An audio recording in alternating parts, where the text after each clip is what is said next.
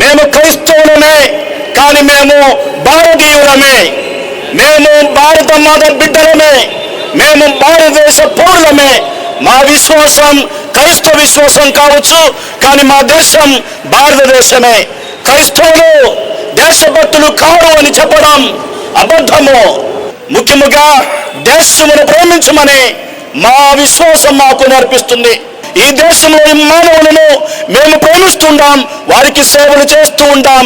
కాబట్టి క్రైస్తవ విశ్వాసం దేశభక్తికి వ్యతిరేకం కానే కాదు.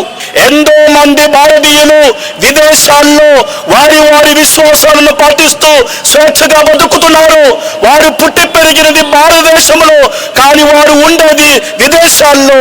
వారి సొంత విశ్వాసాన్ని పాటిస్తూ మేము పుట్టి పెరిగినది ఈ భారతదేశంలో, మేము ఇక్కడ పుట్టి పెరిగిన వాళ్ళమే, ఈ భారతదేశ బిడ్డలమే.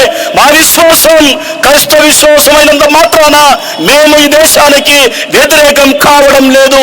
దేశంలో స్వేచ్ఛగా మా విశ్వాసాన్ని పాటిస్తూ జీవించే హక్కు భారత రాజ్యాంగం మాకు ప్రసాదిస్తుంది.